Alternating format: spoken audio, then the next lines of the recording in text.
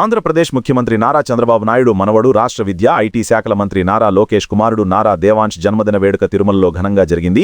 నారా దేవాంశ్ జన్మదినోత్సవాన్ని పురస్కరించుకుని ముఖ్యమంత్రి నారా చంద్రబాబు నాయుడు కుటుంబం శనివారం ఉదయం కలియుగ ప్రత్యక్ష దైవం తిరుమల శ్రీవారిని దర్శించుకున్నారు.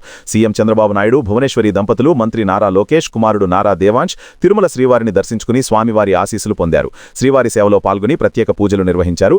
ముందుగా వైకుంఠం క్యూ కాంప్లెక్స్ ద్వారా ఆలయంలోకి ప్రవేశించిన ముఖ్యమంత్రి చంద్రబాబు నాయుడు, మంత్రి లోకేష్ కుటుంబ సభ్యులకు ఆలయ అర్చకులు, టీటీడీ అధికారులు ఘన స్వాగతం పలికారు.